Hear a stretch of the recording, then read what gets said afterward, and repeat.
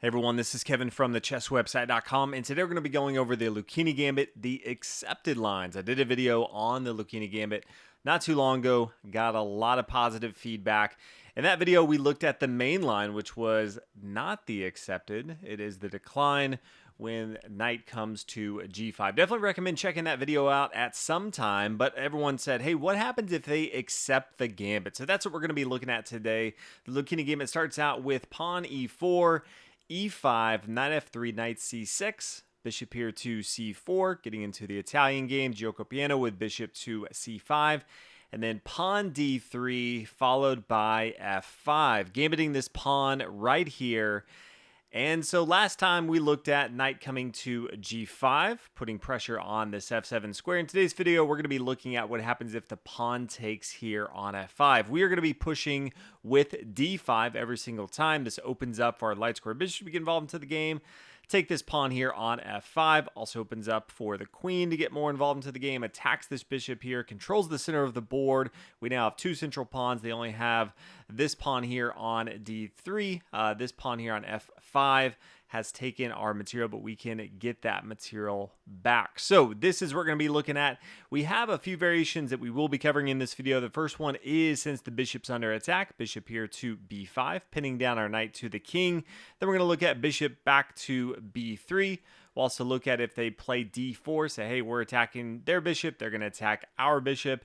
Then we're going to look at bishop here to g5, attacking our queen. And then lastly, they could play knight to g5, preparing queen to h5. So sit back. Hopefully you guys enjoyed this video on the Lucchini Gambit accepted lines. So the first variation we are going to look at in this specific setup, because remember, we're always going to be playing that d5, is when the bishop comes here to b5. It's under attack, comes here to b5, pinning down the knight.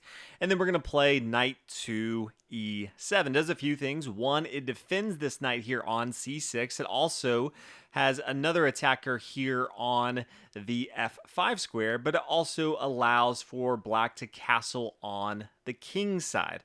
They have a couple options here. The first one is just to take this material here on e5. One of the reasons that they play the bishop here to b5 is because this knight can't move. It's being pinned down to the king here. And so the pawn here on e5 is a sitting duck. Now, this is a good variation for black. Black scores extremely well here. Even though they've given up now two pawns in material, black plays the move castle on the king side. And then they can put a lot of pressure on their opponent. Now, let's start to look at the two options from here. They could take this knight, what they're typically going to do. They could first take with their own knight, because sometimes players don't like to give up their bishops. But now we just play pawn to c6. This pawn's protected, forcing the bishop back here. And now we just take that pawn here on f2, and you're like, oh my gosh, we're just giving up so much material. Absolutely we are.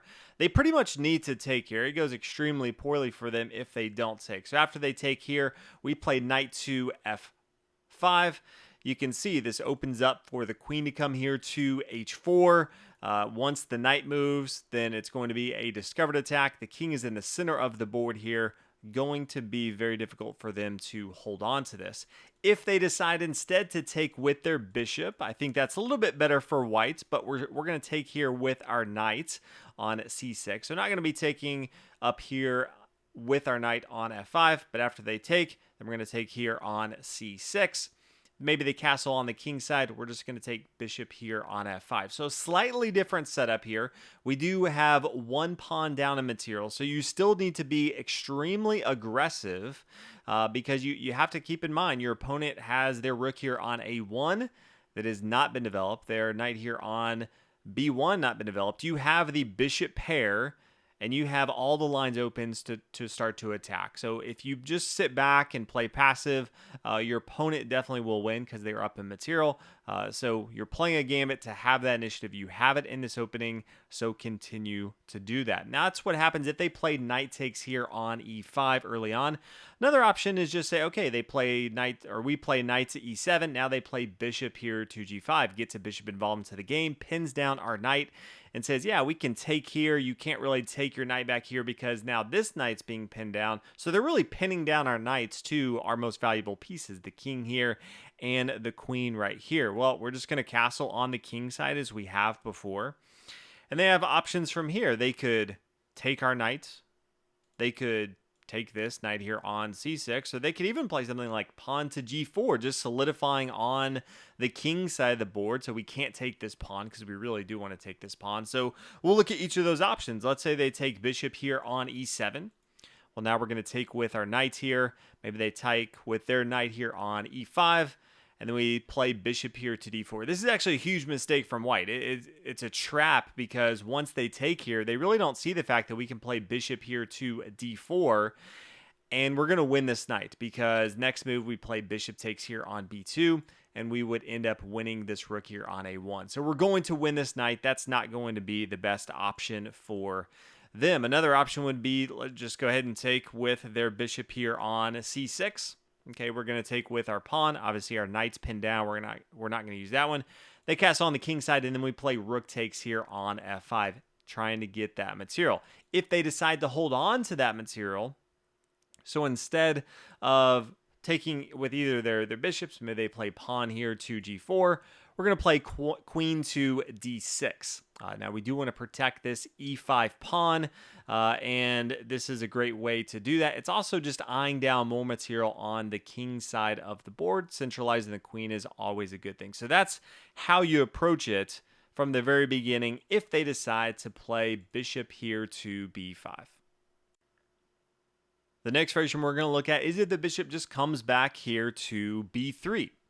We're going to immediately just take this pawn back here on f5. So we gave up a pawn, we got that pawn back, and we have a better setup. We have the two pawns in the center of the board. We have our bishop pair here controlling the center.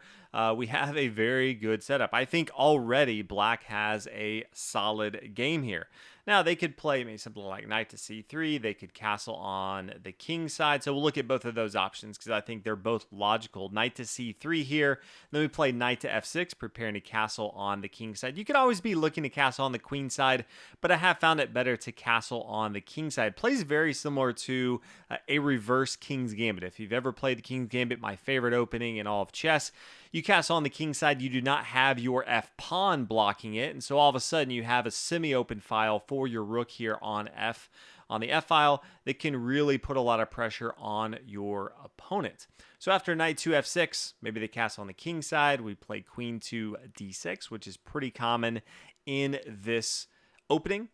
So that is one variation. If they play just castle on the king side, then we're just going to play knight to f6, same as before, castle on the king side as well. And remember, we should have a pretty easy game since we are controlling that center.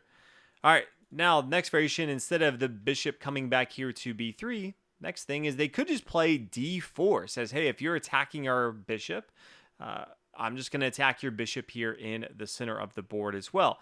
But we can just take it with our knight here, and if they take, okay, we can go ahead and take with our bishop as well. They have a few options. They could just get frisky and play queen to h5, check. Here we're going to play king to f8. Don't try to push forward with your pawn. Things do not go well. Just play king to f8 here. And then bishop comes back here to b3 since it is under attack. And then we play knight to f6. The bishops or the queen is forced to move, and they're going to be in a tricky spot. Now, if they don't play queen coming out here, maybe since the bishop's under attack, bishop back here to b3, completely fine as well. Knight to f6, we're going to castle on the king side. You can see our bishop can come here to f5, gobble up that material. We should have a pretty good game here, but you can see this knight here and the queen now protecting this pawn. They just don't have a ton of threats, and we are controlling so much of the board.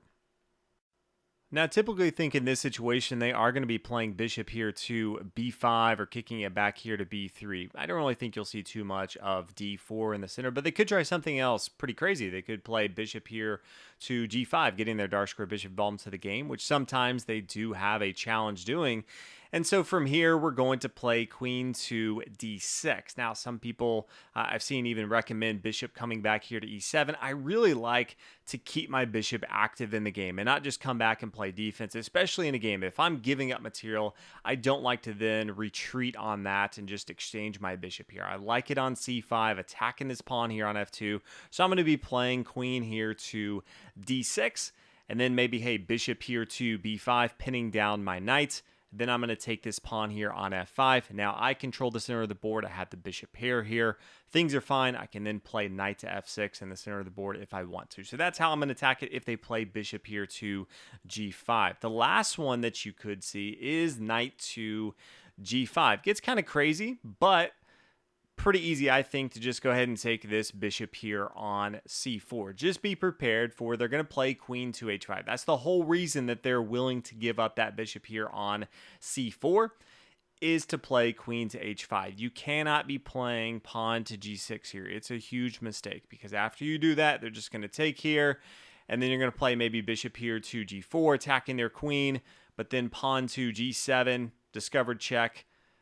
You're going to have to play something like bishop takes, and then they take your rook here, get a queen. It just does not go well at all. So once you see queen to h5, pretty easy here. Just play the move king to d7. It looks a little awkward, but remember, you just got that bishop here on c4, and so you're okay. You're good in material. Now you just have to make sure your king is safe. Now they have a couple options here. They could play knight to e6 here. It's a great little outpost. They have the pawn here on f5, and they are using it with their knight here.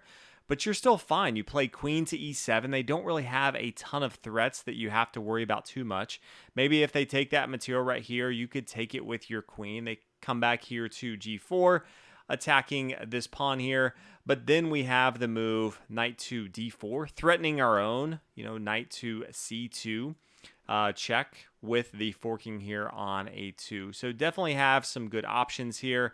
If they decide instead to play queen down here to f7 check, then we're just going to play queen to e7 and stopping that. Yes, they could take our pawn up here, but we took that pawn and exchange it for a bishop. I think that's going to be completely fine. Knight to f6 here, and then we can start to get our bishop involved at some point, get our rooks involved. Just make sure you hold on to your king because they will be trying to attack that the rest of the game. So that is the Lucchini Gambit, the accepted lines. I know so many people were asking about this. Hopefully this helps as you're playing the Lucchini more. I personally like it if they don't accept it. I think some of the lines are more exciting, definitely more dangerous for white, which is always fun, but you have to be prepared. If they do accept that, you still have a lot of good options, but understanding them, knowing the best ways to continue are always valuable. So thank you guys so much for watching. If you have other videos you want me to make, feel free to let me know in the comments below. I am always looking for new videos that you guys want to see. But thanks again. I'll see you guys in the next video.